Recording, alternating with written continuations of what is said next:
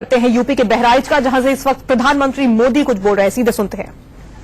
भाइयों बहनों, चुनाव में आरोप प्रत्यारोप होते हैं, अपने विरोधियों की आलोचना होती है,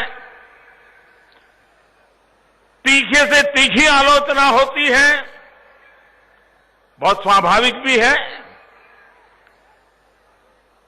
और हम भी ऐसी हर आलोचना को उतने ही प्यार से लेते हैं।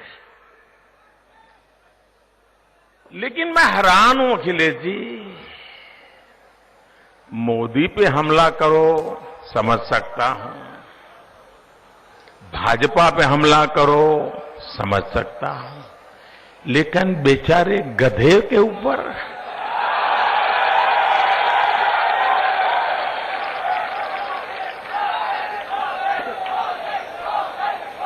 आपको गधे का भी डर लगने लगता है क्या?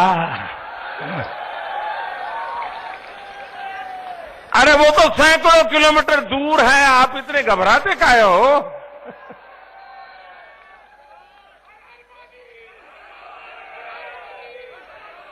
और मैं हैरान हूं, ये आपकी जातिवादी मानसिकता, ऊंच नीच का भाव देखने वाली मानसिकता, ये पशु में भी ऊंच और नीच का भाव देखने लग गई। गधा आपको इतना बुरा लगने लग गया, बहुत स्वाभाविक है। आपकी सरकार तो इतनी एफिशिएंट है, इतनी एफिशिएंट है कि किसी की भैंस खो जाए तो पूरी सरकार खोजने के लिए लग जाती है जी। यही तो आपकी सरकार की पहचान है। लेकिन अखिलेश जी, आपको पता नहीं है, गधा भी हमें प्रेरणा देता है। गधा भी हमें प्रेरणा देता है।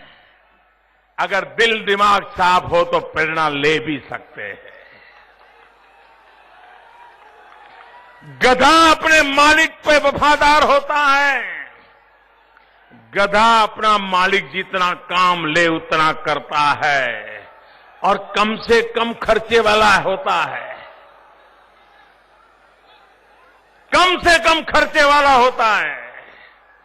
भाइयों बहनों, गधा कितना ही बीमार हो, कितना ही खाली पेट हो, कितना ही थका हुआ हो, लेकिन मालिक अगर उस पर से काम लेता है तो सहन करता हुआ भी अपने मालिक का दिया काम पूरा करके रहता है।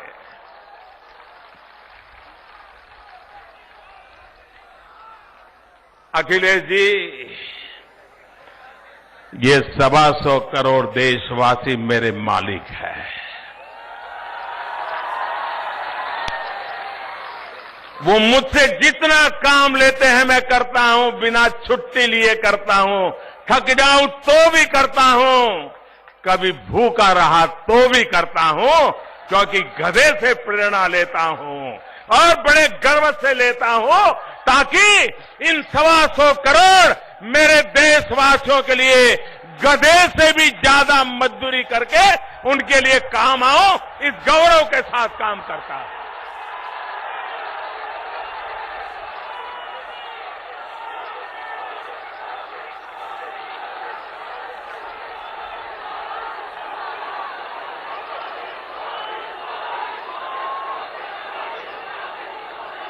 और गधा उसकी पीठ पर चीनी हो या उसकी पीठ पर चूना हो, गधा कभी भेद नहीं करता है। चीनी हो तो ज्यादा चलना, चूना है तो नहीं चलना, ये गधे का स्वभाव नहीं होता है। वो तो उन लोगों का होता है जो भ्रष्टाचार में डूबे होते हैं। किस रंग की नोट टेबल पे आई है उस रंग के हिसाब से काम करते हैं। गधा ऐसा नहीं करता है।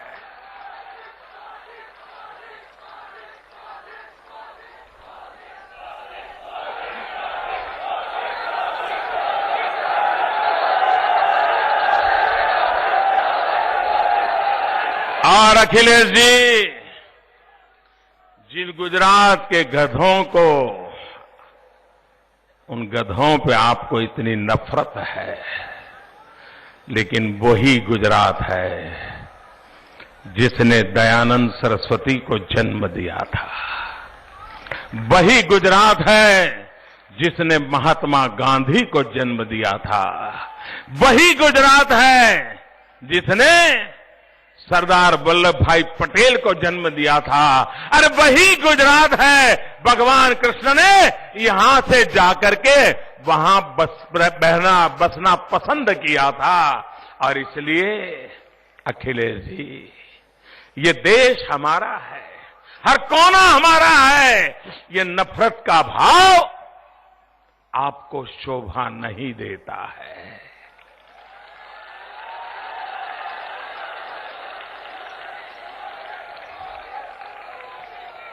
भाइयों बहनों, अखिलेश जी के अज्ञान के संबंध में तो मैं क्या कहूं, लेकिन अच्छा होता कि जिनको आपने गले लगाया है उनको भी जरा गौर से देखते, उनको भी जरा समझने का प्रयास करते। आपको पता होना चाहिए, जिनको आपने गले लगाया है, उनकी जब सरकार थी, यूपीए की सरकार थी, जिनके गले लग करके आप लोगों से वोट मांग रहे हो, उस यूपीए सरकार ने 2013 में इसी गधों का पोस्टल स्टैंप निकाला था। यूपीए सरकार ने इन्हीं गुजरात के गधों का डाक टिकट निकाला था, डाक टिकट निकाला था। अखिलेश जी, वो गधा कितना होनहार होगा, वो गधा कितना महत्वपूर्ण होगा, ये अब आपको समझ में आ गया होगा। भाइयों बहनों, मैं हैरान हूं, उत्तर प्रदेश जो पूरे हिंदुस्तान को मीठा कर देता है, मेरा किसान जो गन्ना पैदा करता है, वो गन्ने का किसान इसी बहराइच की सभा में मैंने कहा था, लोकसभा के पहले, कि गन्ना किसानों का जो बकाया है, हमारी सरकार आने के बाद पुराना बकाया हम पूरा कर देंगे। 32 लाख किसानों के खाते में सीधे पैसे जमा कर दिए और वो बकाया हमने पूरा कर दिया।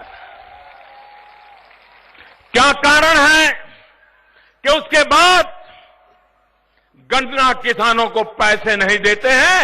उन चीनी कारखाने वालों से आपका क्या रिश्ता नाता है कि गन्ना किसानों की सुनवाई तक नहीं होती है?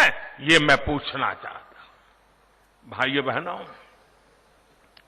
मैं भारतीय जनता पार्टी उत्तर प्रदेश की इकाई को हृदय से बधाई देता हूं कि उन्होंने कहा है कि 11 मार्च को चुनाव के नतीजे आएंगे, 13 मार्च को पूरा हिंदुस्तान होली के रंग में रंग जाएगा।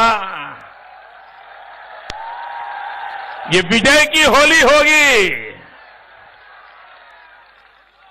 और उसके बाद भारतीय जनता पार्टी की सरकार का गठन होगा और भारतीय जनता पार्टी के मैनिफेस्टो में वादा किया है कि सरकार बनने के बाद जो पुराना बकाया है वो जल्दी से जल्दी लौट दिया जाएगा और आगे से गन्ना किसानों का भुगतान 14 दिन में करने की परमानेंट व्यवस्था कर दी जाएगी। ये काम हमने किया। भाइयों बहनों, मैं भारतीय जनता पार्टी उत्तर प्रदेश को इसलिए भी बधाई देता हूं कि उन्होंने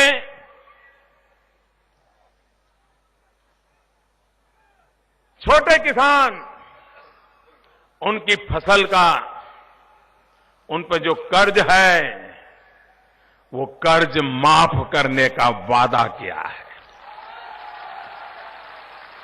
मेरे बहराइच के भाइयों बहनों, आपको पता है मेरा बहराइच से नाता कितना गहरा है।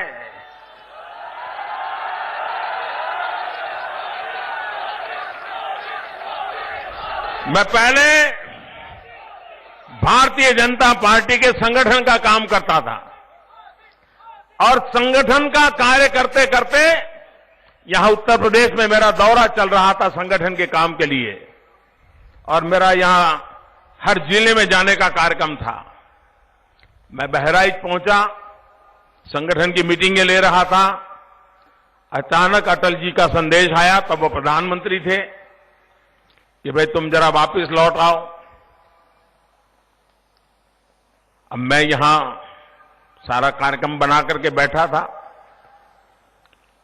तो यहीं से मुझे वापस जाना पड़ा और बहराइच में भारतीय जनता पार्टी के संगठन महासचिव के नाते मेरी आखिरी मीटिंग हुई और यहां के जाने के तुरंत बाद मुझे मुख्यमंत्री के रूप में काम करने की जिम्मेवारी आ गई। संगठन के कार्य में बहराइच मेरा आखिरी कार्यक्रम हुआ था और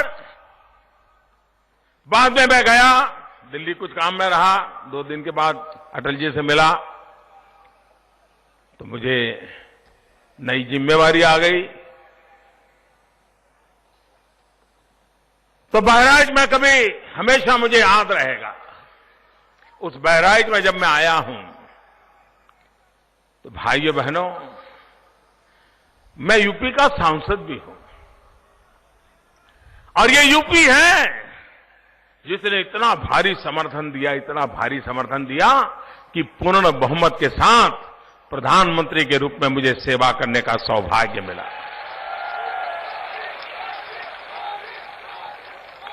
भाइयों बहनों, यूपी के सांसद के नाते मैं बहराइच के भाइयों बहनों को वादा करता हूं कि भारतीय जनता पार्टी की सरकार गठन के तुरंत बाद जब उसकी पहली मीटिंग होगी तो यूपी के सांसद के नाते मैं ये देखूंगा कि पहली ही मीटिंग में किसानों की कर्ज नाबूदी का निर्णय हो जाए। भाइयों बहनों, ये हमारा बहराइच ब्रह्मा से जुड़ा हुआ, लेकिन आज उसकी पहचान बन गई है खनन माफिया, खदान माफिया, रेत माफिया, बालू माफिया, शिक्षा माफिया, पानी और वन्य संपत्ति का भी माफिया। कैसा करके रख दिया भाई। ये ब्रह्मा की भूमि बस लूट खसोट की भूमि बना दी। बहराइच से प्रधानमंत्री नरेंद्र मोदी को आप सुन रहे थे। अखिलेश यादव के गधे वाले बयान पर उन्होंने जम करके तंज कसा और साथ ही साथ उन्होंने ये भी कहा कि गधे हमें प्रेरणा भी देते हैं। वक्त ब्रेक का हो चला है, कहीं मत जाइएगा।